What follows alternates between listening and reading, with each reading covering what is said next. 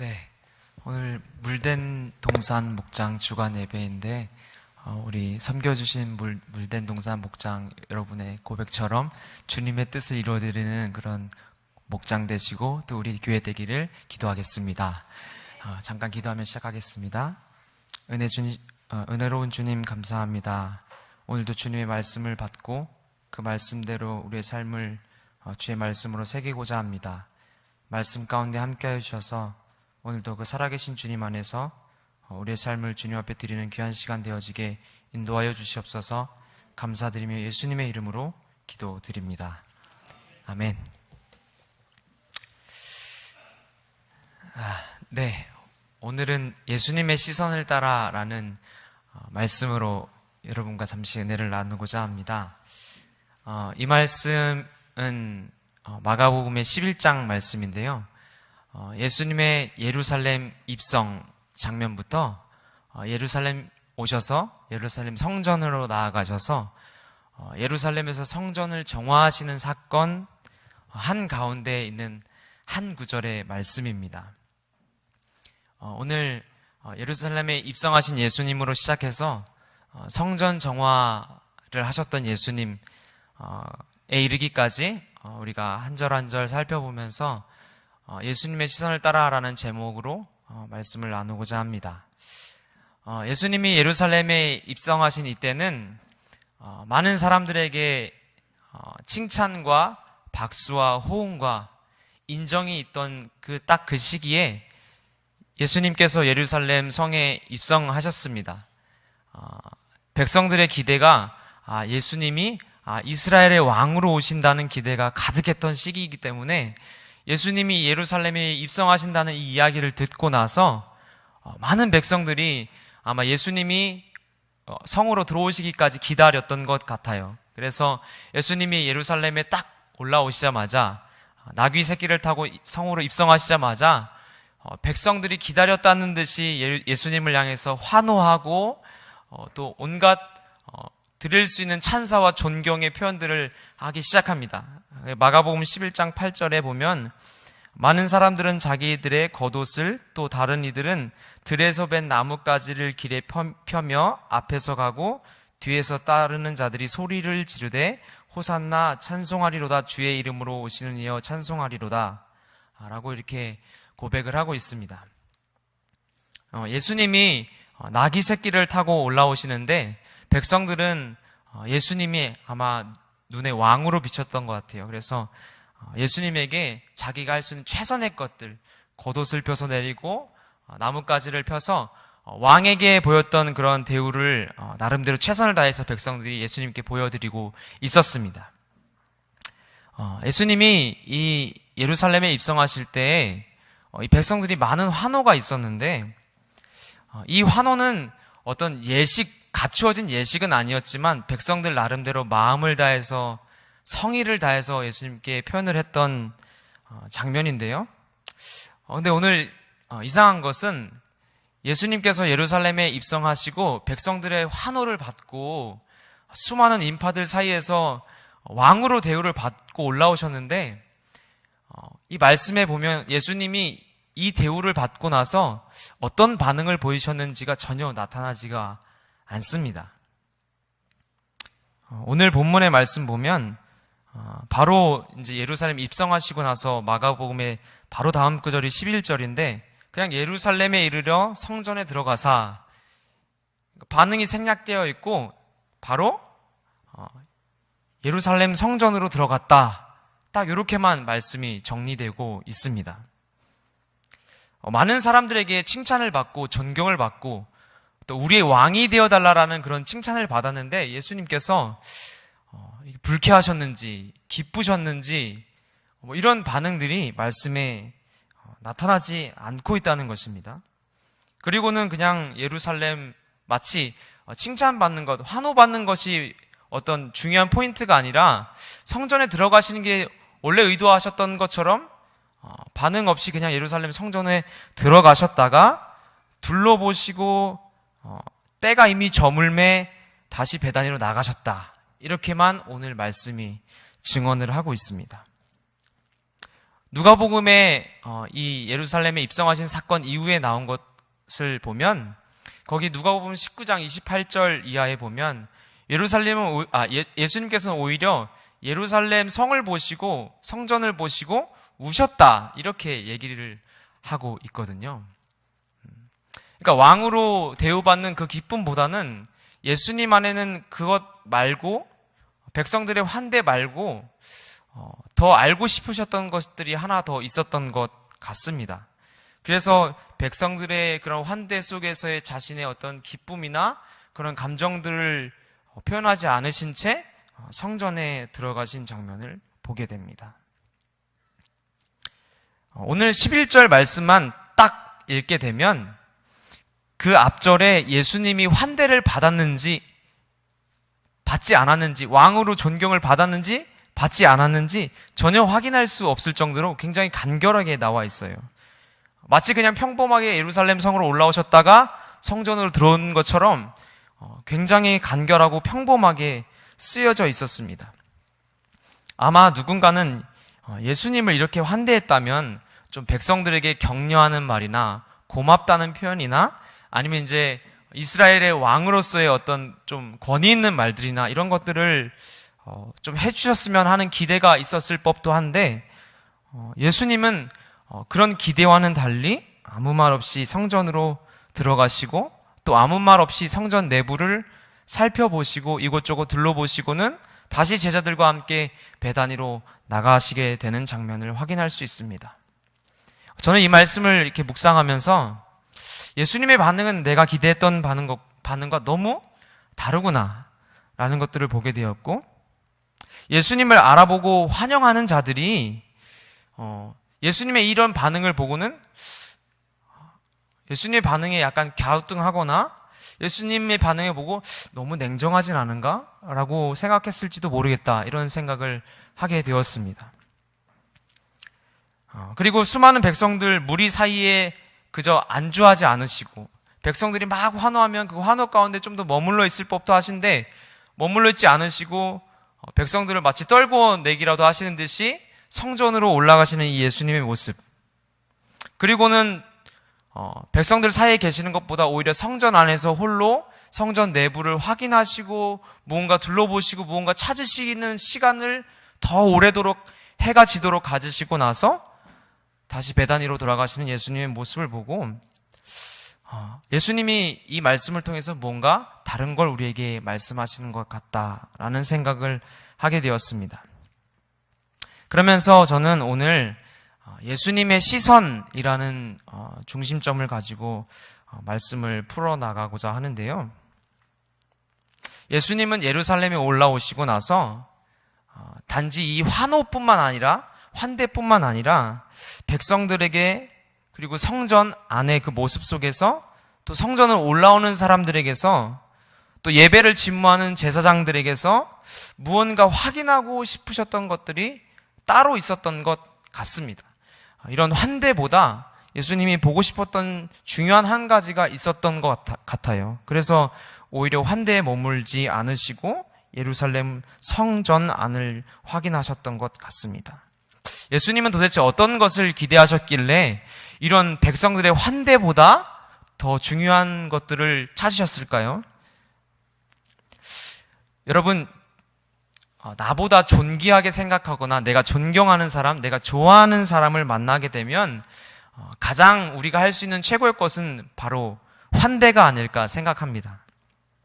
환대는 그 사람을 지극히 기뻐하고 그 만남을 즐거워하고 내가 당신을 좋아합니다, 존경합니다, 기뻐합니다라는 그런 마음 가득 담아 표현하는 것이 바로 환대인데, 그래서 우리가 아끼는 사람들을 만나면 어서 오라고, 멀리 오셨다고, 오시느라 고생하셨다고 또 여러 가지 환대의 표현들을 가득 담아 마음 담아 보내게 됩니다. 그러면 누군가는 그 환대를 받고 나서 아주 행복해지고 이 사람이 날 진정으로 사랑하고 좋아하고 존중해주고 있구나라는 것들을 느끼게 되죠. 그래서 진정한 환대를 받은 사람들은 아마 이 환대를 싫어할 사람들은 거의 없을 것입니다. 그런데 오늘의 말씀은 이 환대보다 더 중요한 것이 무언가 있다. 예수님이 보시는 시선 안에는 무언가 환대보다 더 중요한 무언가가 있다라는 것을 예수님이 이 말씀을 통해서 몸소 보여주려고 하셨던 것 같습니다. 그 환대보다 더 중요한 게 무엇일까? 우리가 말씀을 통해서 좀 더 확인해 보고자 하는데요.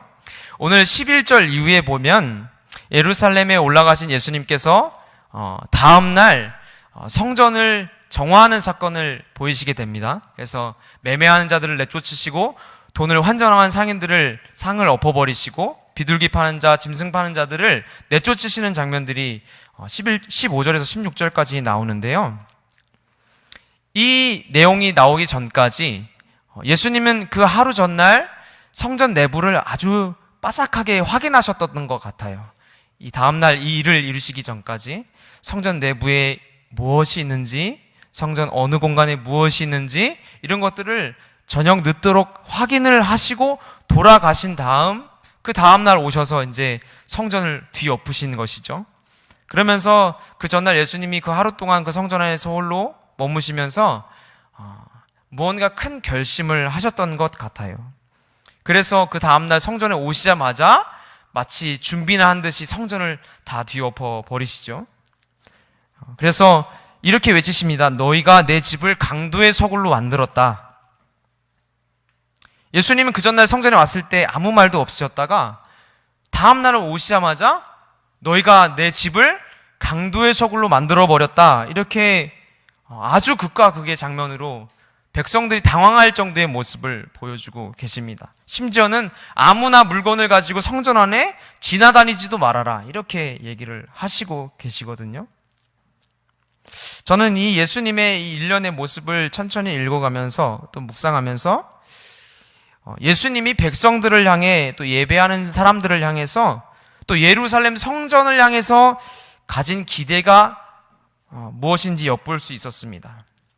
제가 앞서 나눈 것처럼 존귀한 사람, 사랑하는 사람에게 환대가 너무 중요합니다. 그런데 예수님은 그 환대보다 더 중요하게 여기셨던 것은 바로 정리된 집, 청소된 집을 원하셨던 것 같아요.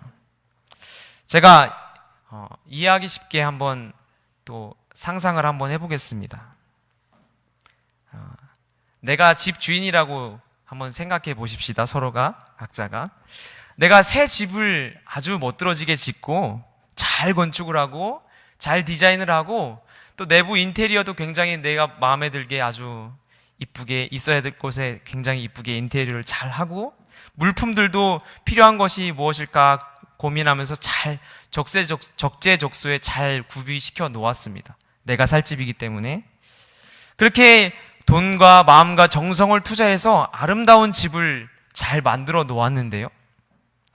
근데 그 얼마 지나지 않아서 급하게 외국에 잠시 몇 개월 체류할 일들이 생겼습니다. 그래서 고민하다가 그 집에 사람이 살아야지 관리가 되겠다. 그런 마음이 들어서 내가 아는 누군가한테 그 집을 몇 개월간 부탁을 했어요. 이 집에 살면서 마음껏 누리되 그 대신 잘 좀 관리 좀 해줘라. 이렇게 부탁을 하고 외국으로 떠나게 됩니다. 그리고는 몇 달 지나지 않아서 일들을 마치고 내가 구입했던 그 집으로 다시 기대감을 갖고 돌아오게 되죠. 그때 그 집을 관리하던 사람은 분명히 그 사람, 저를 매우 환대했을 것입니다. 외국에서 고생했다. 그러면서 맛있는 저녁 식사도 차려주고 준비한 선물도 저에게 주었을 것입니다. 그러면 저는 그 선물과 대접한 식사 때문에 마음이 굉장히 풍성해졌겠죠. 잠시 동안 매우 기뻤을 것입니다. 그런데 그리고 나서 나의 집을 문을 열고 딱 들어오는 순간 그만 보고야 말았습니다. 거실에 둥글고 있는 쓰레기들, 주방 싱크대에 넘쳐나는 음식들과 남은 그릇들, 한쪽에 아무렇게나 던져놓고 입고 던져버린 옷들과 속옷들, 양말들, 잘 정리되어 있던 냉장고 안에는 썩은 과일들과 삼겹살들이 방치되어 있고 편안하고 아늑했던 나의 침실은 퀴퀴하고 쾌쾌한 냄새와 머리카락들로 가득 차 있다. 여러분 어떠실 것 같아요? 예, 기분이 굉장히 더러울 것 같죠? 예. 내가 원했던 것들은 환대보다 더 중요한 집을 잘 관리해 주는 것이 진정한 환대였는데, 이 사람은 집 관리보다 오히려 환대에 집중했죠. 그러면 제가 그 집주인에게, 원래 그 관리를 맡았던 사람에게 아이고 잘했네, 아이고 사느라 고생했어, 이렇게 얘기하기보단 마음이 참 내가 실수했구나 라는 마음이 더 들지 않겠습니까? 이게 선물 받았다고 웃어넘길 수 있는 문제가 아니게 되죠. 마치 예수님의 심정이 이와 같지 않았을까라는 생각을 하게 됩니다. 그러면서 예수님이 왜 성전에 들어가셔서 분노했을까, 그것들이 조금씩 이해되기 시작했습니다. 예수님은 이스라엘 백성들에게 거룩한 직무를 맡기시고 성전을 지어서 맡기실 때는 예루살렘 성전 안에 하나님이 원하는 것들, 하나님이 세워놓으신 것들을 잘 관리하라고 맡겨 놓으셨을 것입니다. 실제로 그렇게 했고요. 그런데 이스라엘 백성들은 이 관리하는 것에 초점 맞추기보다는 우리의 왕은 도대체 언제 올까? 예수님은 도대체 언제 다시 오실까? 메시아는 도대체 언제 오는 걸까? 오면 내가 잘 환대해야지. 그것에만 관심이 있었던 것 같아요. 사실 예수님이 이스라엘 백성에게 성전을 맡기셨던 것은 그 성전을 잘 관리하고 성전 안에서 하나님과 교제하고 그런 것들을 원하셨는데, 이스라엘 백성들에게는 점차 그것이 희석되어지고 하나님이 언제 오실까? 예수님이 언제 오실까? 오시면 잘 환대해야겠다. 그런 삶으로 바뀌어져 버렸던 것 같습니다. 이것을 우리의 삶으로 좀 가져와 보고 싶습니다.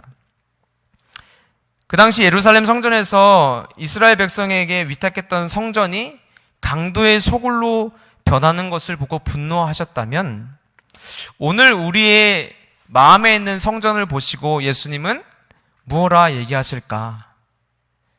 저도 생각해 보게 되었습니다. 우리는 예수님을 믿고 예수님을 영접하고 예수님을 환대했습니다. 찬양과 감사로 열렬히 환영하고 찬송합니다. 그런데 우리는 우리의 삶이 정리되어 있지 않고 청소되어 있지 않다면, 예수님이 그 당시에 예루살렘 성전에서 분노하셨던 것처럼 오늘 우리에게도 따끔한 질책과 교훈이 있지 않겠습니까? 예수님은 우리의 환대를 지나서 우리의 마음의 성전으로 오늘도 걸어 들어오십니다. 그리고 날이 저물도록 우리의 성전 내부를 살피시고 이곳저곳을 둘러보시고 확인하시는 것에 더 시간을 투자하실 것입니다. 그러면 우리의 환대가 예수님께 기쁨이 되겠습니까? 우리의 삶에서 예수님이 맡겨주신 자리에서 벗어난 것들이 있다면 바로잡는 것이 바로 주님이 원하시는 환대가 아니겠습니까? 그것이 진정한 주님을 향한 영접이 되는 줄로 믿습니다. 예수님은 그래서 이렇게 말씀하시지 않았을까 싶습니다. 모든 지킬 만한 것 중에 내 마음을 지키라. 생명이 근원이 이에서 남이라. 예수님은 백성들의 수많은 환대 속에 속지 않으시고 성전 내부로 바로 직행하셨습니다. 마치 처음부터 나는 성전 내부에 관심이 있었다, 성전에 관심이 있었다라고 말씀하시는 것 같았습니다. 예수님께서 성전을 정리하시면서 하신 것은 세 가지로 생각할 수 있을 것 같습니다. 첫 번째는 불필요한 것들을 버리는 것입니다. 예수님은 성전에서 매매하는 자들, 환전하는 상인들, 그 다음에 동물들, 비둘기를 파는 사람들을 다 내어 쫓으시고 치워버렸습니다. 예수님이 보실 때 있어야 할 곳에는 정작 필요한 것이 없고 다른 것이 채워져 있는 것을 보시고 치우기를 원하셨던 것입니다. 우리의 삶에도 예수님 보시기에 원하는 것들이 아니라 다른 것이 들어와 있다면 먼저 치우는 작업을 해야 될 줄로 믿습니다. 두 번째로 있어야 할 것은 바로 필요한 것을 제자리로 돌려놓는 것입니다. 예수님은 말씀하셨습니다. 내 집은 만민이 기도하는 집이다. 잊지 말아야 할 것은 편리한 어느 순간 존재하게 됩니다. 꼭 있어야 할 것들은 편리를 위해서 어느 순간 사라지게 됩니다. 그 중에 제일 사라지기 쉬운 것이 무엇이냐 하면 바로 기도가 아닌가 생각을 하게 되었습니다. 우리는 우리의 시간과 편리에 따라서 제일 먼저 우리의 삶에서 삭제할 수 있는 게 무엇일까요? 제가 제 삶을 이렇게 돌아보면서 제일 중요한데 제일 잊기 쉽고 제일 미루기 편하고 제일 모른 척하기 편한 게 바로 기도가 아닌가라는 생각을 하게 되었습니다. 제일 중요하고 제일 있어야 될 곳에, 그리스도인에게 있어야 할 곳이 바로 이 기도인데, 기도가 우리의 편리와 우리의 유용한 것을 따라서 어느 순간 제일 뒷전으로 미뤄져 있지는 않나라는 생각을 하게 되었습니다. 그래서 예수님은 이 성전을 표현할 때 가장 핵심적인 단어를 꼽아서 기도하는 집이다 이렇게 얘기하시지 않았을까요? 예수님도 물이랑 작별하신 후에 항상 기도하러 산에 올라가셨고 새벽 틈에 기도하시는 분이셨습니다. 우리도 먼저 기도로 시작하게 되는 여러분 되기를 소원합니다. 우리는 때때로 모든 일에 기도를 참 생략하기 쉬운데 편리와 효용성이라는 이름하에 기도를 소홀히 하지 마시고 늘 기도의 자리에 기도가 있게 하시고 우리의 성전에 기도가 가득한 여러분 되기를 소망합니다. 예수님이 성전의 정체성을 기도의 집이라고 표현하신 데는 분명한 그 이유가 있다는 생각이 듭니다. 세 번째, 아무 것이나 성전으로 마음 중심으로 가져오지 않는 것입니다. 예수님께서 아까 제가 말씀했지만 아무나 성전에 아무나 물건을 가지고 성전에 들어오지 말아라. 이 얘기는 그 당시 성전 뜰과 성전 안이 있었는데 성전 뜰에서 통용할 수 있는 물건과 성전 안으로 들어올 수 있는 물건이 제한되어 있었는데 이 당시에는 이제 이 선이 무너져서 성전 뜰에서 왔다 갔다 하던 물건들이 성전 안으로도 막 들어왔던 것 같아요. 자연스럽게. 예수님이 아마 그것을 보시고 꾸짖으셨던 것 같습니다. 버리고 치우고 있어야 할 것을 제자리에 놓는 것, 그 다음에 가장 중요한 것은 바로 정리되고 청소된 집에 아무 것이나 들여놓지 않는 것이죠. 집 청소하신 분들 잘 아시죠? 네. 그렇습니다. 우리가 청소된 집에 아무 것이나 들여놓지 않듯이 우리의 성전에도 정리하고 청소한 다음에 아무 것이나 들여놓지 않아야 되는 것이죠. 근데 이것의 가장 중요한 점은 이것을 무엇으로 구별하는가, 무엇을 들여놓고 무엇을 들여놓지 않아야 되는가, 무엇을 받지 말아야 되는가라는 것을 알 수 있는 방법은 바로 기도라는 것입니다. 내 삶의 영적인 양식과 육적인 양식을 구별할 수 있는 것은 바로 말씀과 기도뿐인 줄로 믿습니다. 그래서 우리의 삶에 무엇을 들여다 놓아야 되는가, 이것을 날마다 기도로 판단하시고 말씀으로 판단하게 되시는 저와 여러분 되기를 소망합니다. 오늘의 말씀도 분명하게 기도에 대해서 강조하고 있습니다. 예수님께서 예루살렘 성전을 향해서 선언하셨던 것처럼 모든 과정의 최우선의 시작은 바로 기도입니다. 버릴 것과 제자리에 놓아야 할 것을 아는 기준도 기도입니다. 무엇을 내 삶에 드릴지 말지를 결정하는 것도 바로 기도입니다. 우리의 성전은 기도로 시작하고 기도로 마치고 기도하는 집으로 알려져야 되는 것입니다. 우리의 성전도 우리 개포교회도 그렇게 알려지게 되기를 소망합니다. 기도하는 우리로 하여금 우리가 항상 기도한다면 예수님은 분명 우리를 겉으로 환대하는 수준에 머물게 하지 않으실 것입니다. 주인이신 주님이 내 안에 거하실 때 불편하지 않도록 점검하고 분별하게 하고 깨닫게 하고 청소하게 하고 주의하게 하고 물리치게 하고 이런 모든 것들을 할 수 있게 하는 것이 바로 기도에서 시작되는 줄로 믿습니다. 우리는 기억해야 됩니다. 예수님을 기쁘게 하는 예배, 찬양하는 기쁨에 도취되어서 정작 중요한 마음의 자리에 예수님이 싫어하시는 것들, 잊지 말아야 할 것들이 있지는 않은지 늘 점검하게 되시길 바랍니다. 예수님은 우리의 청소되지 않은 겉모습에 속지 않으십니다.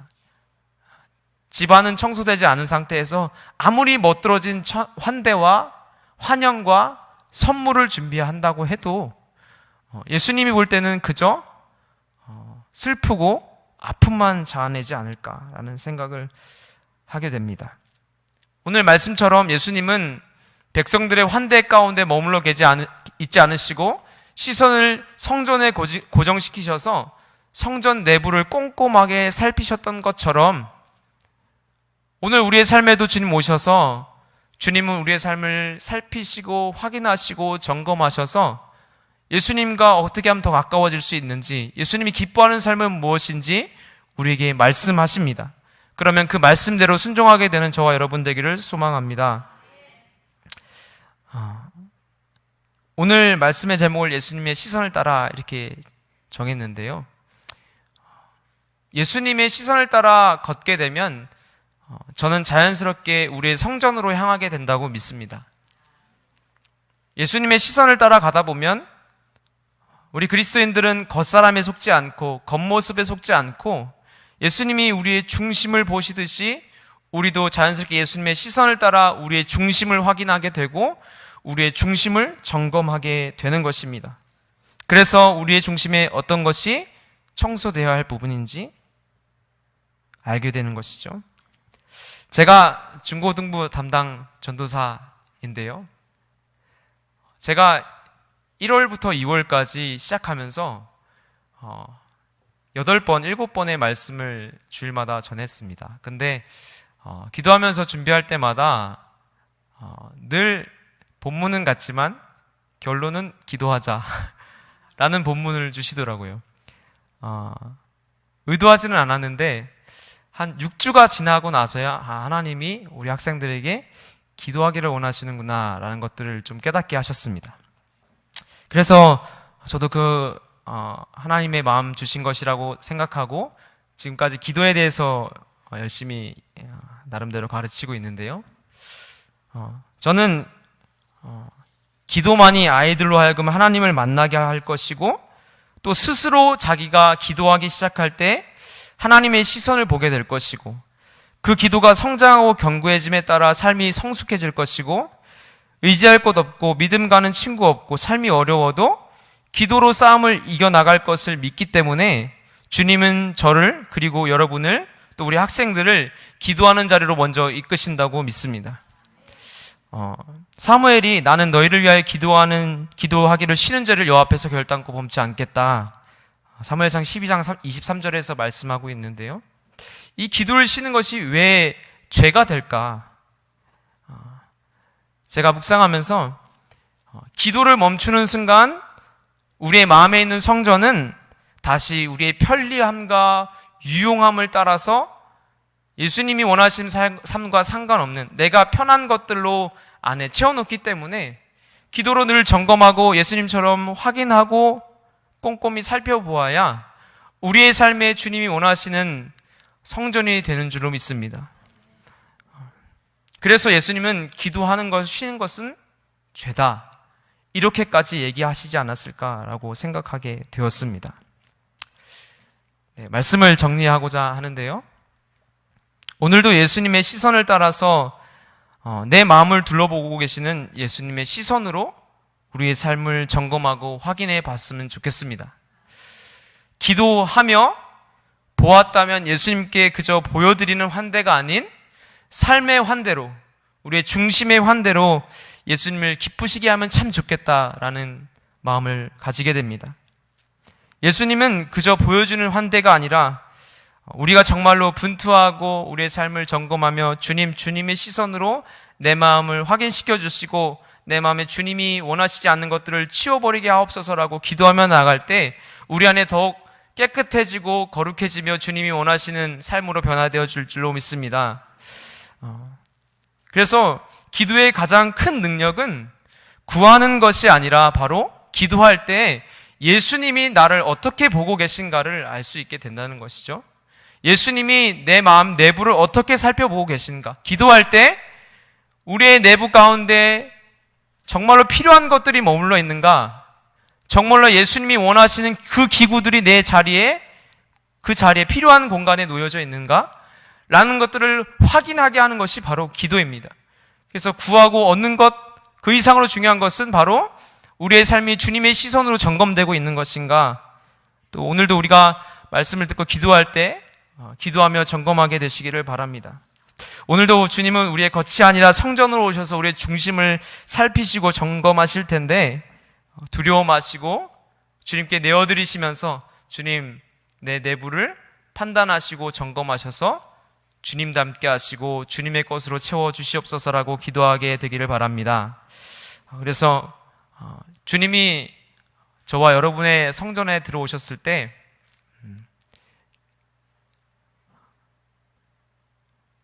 고민하고 이걸 어떻게 치워야 되나 이렇게 걱정하고 어떻게 꾸짖어야 되나 이렇게 바라보는 것이 아니라 예수님이 우리의 성전을 보셨을 때 미소 짓게 하고 있어야 될 곳들에 잘 있구나, 내 자녀가 필요한 곳에 필요한 물품들을 잘 가져다 놓았구나 라고 주님이 흡족하게 기뻐하실 수 있는 저와 여러분 되기를 소망합니다. 기도하겠습니다.